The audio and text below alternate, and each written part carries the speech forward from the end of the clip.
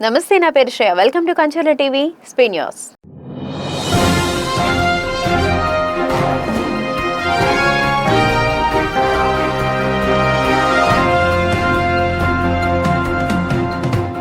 రోగులకు ఎలాంటి ఇబ్బందులు కలగకుండా విధులు నిర్వహిస్తూనే నల్ల బ్యాడ్జీలు ధరించి కాంట్రాక్ట్ సిబ్బంది శాంతియుత నిరసన చేపట్టారు. పార్వతీపురం మన్యం జిల్లా గుమ్మలక్ష్మీపురం మండలం భద్రగిరి సామాజిక ఆరోగ్య కేంద్రంలో ఈ నిరసన కార్యక్రమం కొనసాగింది. ఈ నెల 20వ తేదీ నుంచి వచ్చే నెల 4వ తేదీ వరకు రాష్ట్ర వ్యాప్తంగా శాంతియుత నిరసన కార్యక్రమాలు నిర్వహించనున్నట్లు కాంట్రాక్టర్ సిబ్బంది తెలిపారు.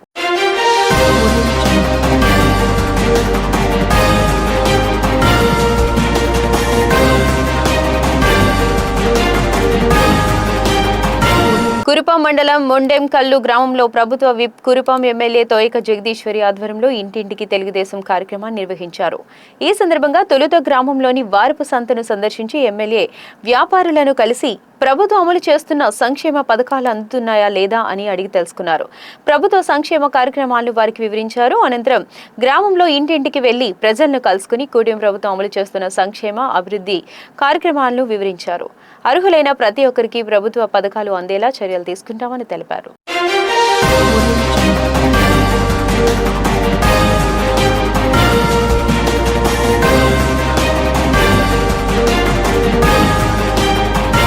స్థానిక సంస్థల ఎన్నికల దగ్గర పడుతున్న తరుణంలో ఏలూరు నియోజకవర్గ జనసేన పార్టీ వినూత్నంగా దరఖాస్తు స్వీకరణ కార్యక్రమం ప్రారంభించింది.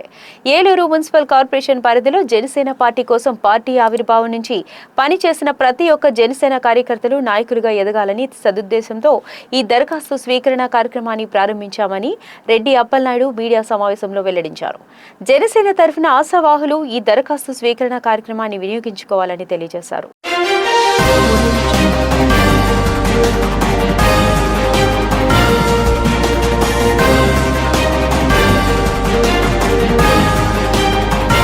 ప్రభుత్వ అనుమతులు లేకుండా ఎక్కడ పడితే అక్కడ బోర్లు వేసే బోరు వాహనాన్ని సీజ్ చేయడంతో పాటు కేసులు నమోదు చేస్తామని పుట్టపర్తి ఆర్డీఓ సువర్ణ హెచ్చరించారు.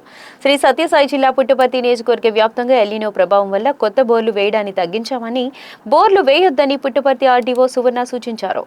ప్రభుత్వ అనుమతి లేకుండా ప్రజలు, రైతులు ఎవరూ కొత్త బోర్లు వేయొద్దని నిబంధనలను ఉల్లంఘించి బోర్లు వేస్తే అటువంటి వారిపై చట్టపరమైన చర్యలు తీసుకుంటామని ఆర్డీఓ తెలిపారు.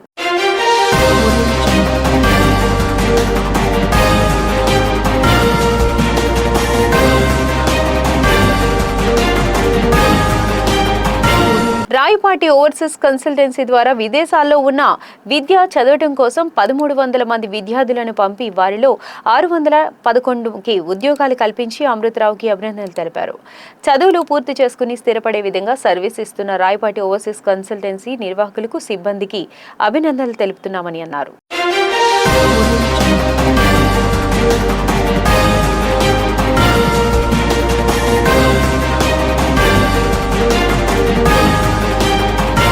శ్రీ సత్యసాయి జిల్లా పుట్టపర్తిలో ఒక్కసారిగా భారీ వర్షం కురిసింది.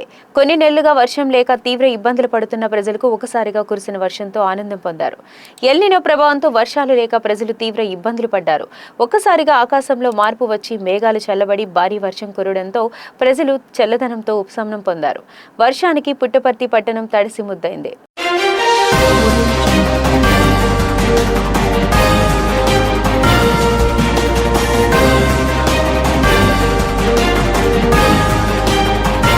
జీడీసీఎం ఎస్ చైర్మన్ వడ్రానం హరిబాబుపై కొందరు నన్ను ప్రలోభ పెట్టడం వల్ల కలెక్టర్ గ్రీవెన్స్ లో ఫిర్యాదు చేశానని బూదాలి ఎస్ దాస్ పేర్కొన్నారు. ఈ సందర్భంగా ఆయన మీడియాతో మాట్లాడుతూ తాను తాడికొండ జీడీసీఎం ఎస్ బ్రాంచ్ లో అసిస్టెంట్ గా పనిచేస్తున్నానని తెలిపారు. బ్రాంచ్ లో కొన్ని అవకతవకలు జరగడం వల్ల చైర్మన్ తనను విధుల నుండి తొలగించారని చెప్పారు. గత 2 నెలలుగా జీతం లేకపోవడంతో తాను చైర్మన్ పట్ల అసంతృప్తిగా ఉన్నానని చెప్పారు. ఈ విషయం తెలుసుకున్న టీడీపీలో ఉన్న ఆయన వ్యతిరేక వర్గం నన్ను ప్రలోభ పెట్టి కలెక్టర్ కు ఫిర్యాదు చేసేలా పురికొల్పారని తెలిపారు.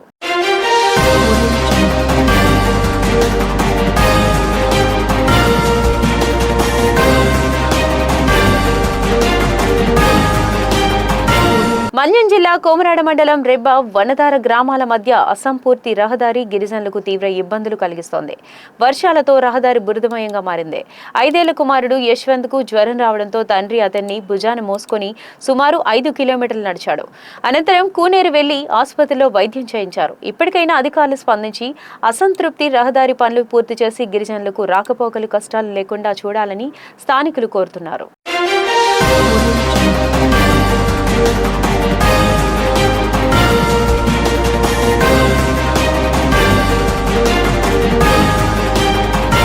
ప్రసిద్ధ పుణ్యక్షేత్రమైన శ్రీశైలంలో అత్యంత తీవ్ర విషాదం చోటు చేసుకుంది. స్థానిక వడ్డెర సత్రంలో ఒకే కుటుంబానికి చెందిన 5 వ్యక్తులు అనుమానాస్పద స్థితిలో ఆత్మహత్య చేసుకుని బలవన్మరణానికి పాల్పడ్డారు. పోలీసులు ప్రాథమిక వివరాల ప్రకారం మృతులు శ్రీ సత్యసాయి జిల్లా బత్తులపల్లి గ్రామానికి చెందిన వారిగా గుర్తించారు. సమాచారం అందుకున్న వెంటనే పోలీసులు సంఘటనా స్థలానికి చేరుకుని గది తలుపులు తెరిచి పరిశీలించారు. ఆ సమయంలో హాల్లో 2 పురుషులు, బాత్రూంలో 3 మహిళలు ఉరివేసుకుని విగత జీవులుగా వేలాడుతూ కనిపించడంతో అక్కడున్న వారంతా ఒక్కసారిగా దిగ్భ్రాంతికి గురయ్యారు. ఆర్థిక ఇబ్బందులా లేక మరేవైనా కుటుంబ సమస్యల అనే కోణంలో పోలీసులు దర్యాప్తు చేస్తున్నారు.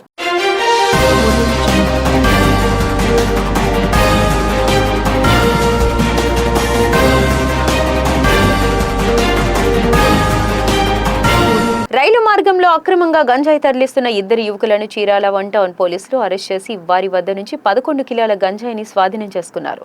జిల్లా ఎస్పీ బి ఉమామహేశ్వర ఆదేశాల మేరకు మాదక ద్రవ్యాల కట్టడికి చేపట్టిన ప్రత్యేక చర్యల్లో భాగంగా తనిఖీలు ముమ్మరం చేశారు. పోలీసులు తెలిపిన వివరాల ప్రకారం తమిళనాడు రాజధానికి చెన్నైకి చెందిన బాలా శ్యామ్ ప్రసాద్, అరవిందన్ శంకర్ అనే 2 యువకులు మరో వ్యక్తితో కలిసి పార్వతీపురంలో గంజాయి కొనుగోలు చేశారు. అనంతరం దానిని చెన్నైకి తరలించేందుకు సుబ్రహ్మణ్యం సిద్ధమయ్యారు. నిందితుల కదలికలపై అందిన పక్కా సమాచారంతో చీరాల ఎస్పీడీఓ సూచనల మేరకు 1 టౌన్ ఎస్ఐ హారిక నేతృత్వంలోని పోలీస్ బృందం పట్టణంలోని దండుబాట రోడ్ టీ జంక్షన్ వద్ద అనుమానాస్పదంగా సంచరిస్తున్న 2 నిందితులను అదుపులోకి తీసుకుని తనిఖీ చేయగా వారి వద్ద 11 కిలోల గంజాయి లభ్యమైంది.